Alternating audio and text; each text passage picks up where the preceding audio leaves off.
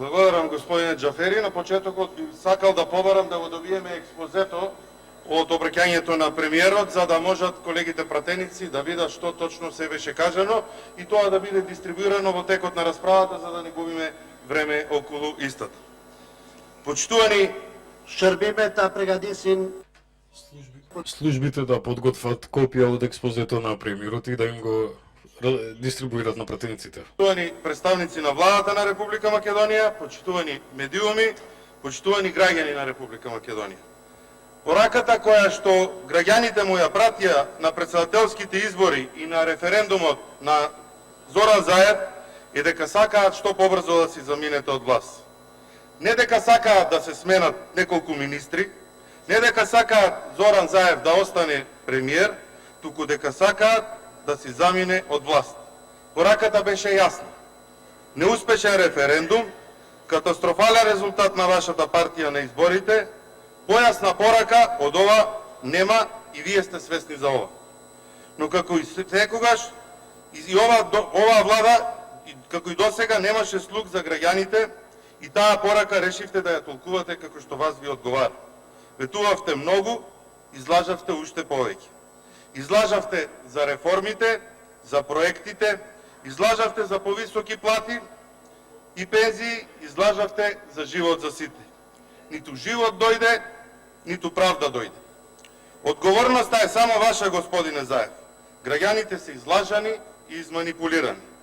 Решивте за вашата неспособност и нестручност да жртвувате мал дел од вашите неуспешни соработници. Додека поголемиот дел, кои што покажа дека немаат минимум капацитет за водење на институции, останаа и понатаму да раководат со институциите и да прават штета на државата. Останаа клучните министри, задолжени за тендери и за скандали, останаа најнеспособните министри во историјата на Република Македонија, предводена од исто така неспособен премиер.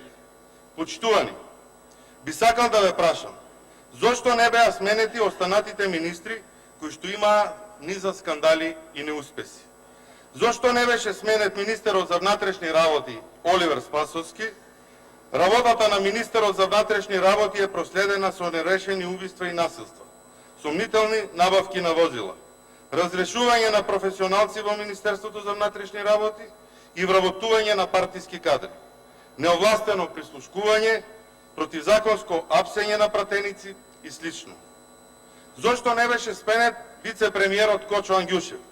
Секојдневно сме сведоци на скандалите околу неговите фирми.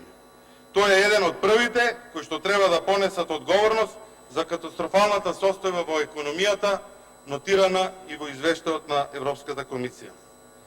Зошто не е сменета министерката за одбрана Радмила Шекерински, во чие што министерство има сомнителни набавки, а војниците во македонската армија носат искинати униформи и чизми?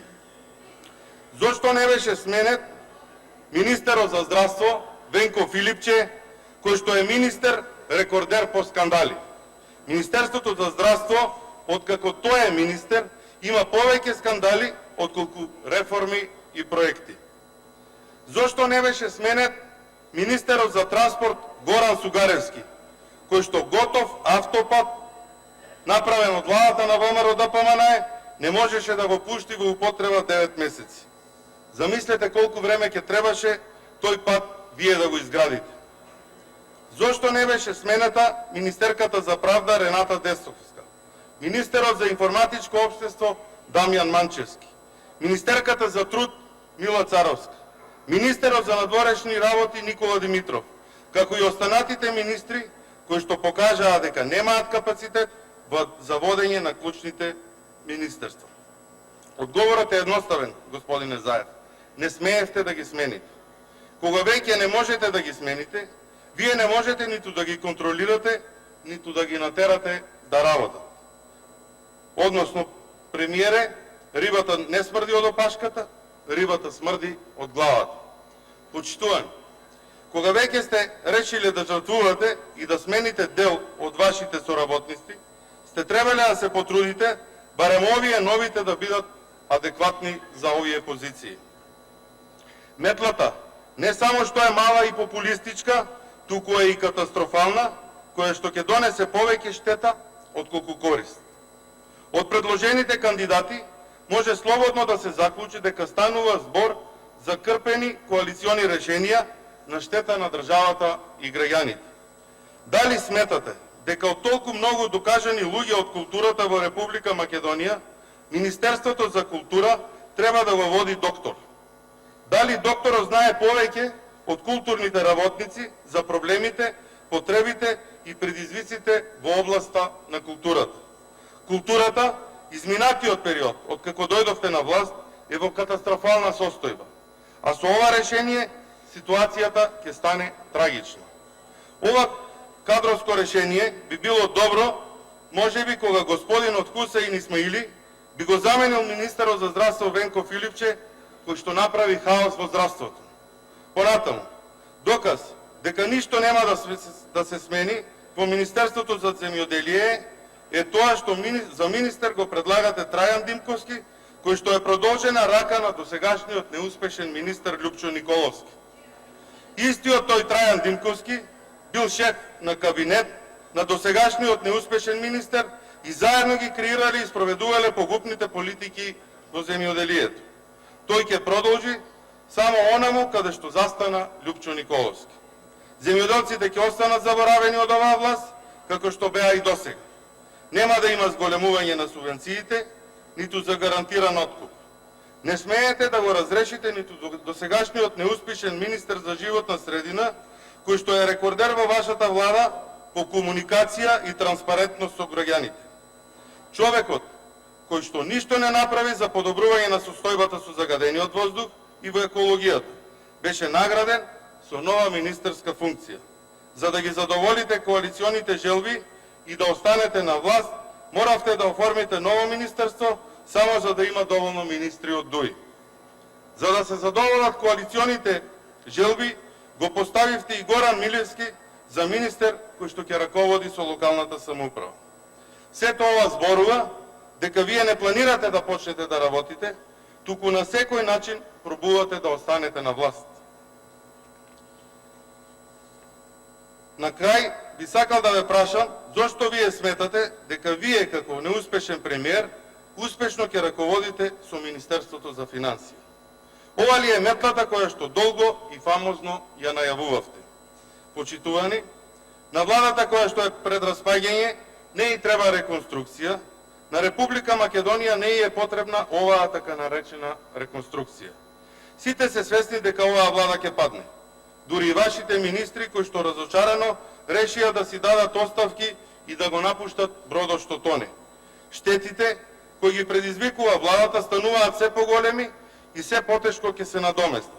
Оваа влада, изминатиот период, единствено покажа дека знае да руши и укинува реформи, а не знае да гради, создава и спроведува проекти. Помина мандатот, а оваа влада не спроведе ниту еден проект, реформа, ниту пак нешто изгради. Оваа влада од страна на граѓаните е оценета како една од најнеспособните и најкриминалните влади што некогаш владееле со државата. Граѓаните се незадоволни од неспособноста на оваа влада и затоа време е вие, господине Заев, како премиер и најодговорен што ја состави оваа влада да си дадете оставка и да заминете со вашите министри и да ја запрете агонијата во која што живеат граѓаните во Република Македонија. Господине Заев, во текот на вчерашниот ден наголемо најавувавте дека ќе не победите на избори било кое време. Штом сте толку убеден, ајде да ја исполниме желбата. Истовремено, можете да бидете и министер за финансии и таа желба да се исполни. Распишете избори согласно пражинскиот модел, ставете некој од министрите или вице-премиерот Кочо Ангјушев за технички премиер и да имаме избори во најскоро време. Граѓаните нека се изјаснат дали сте за привидна реконструкција или за нова влада предводена од ВМРО ДПМН.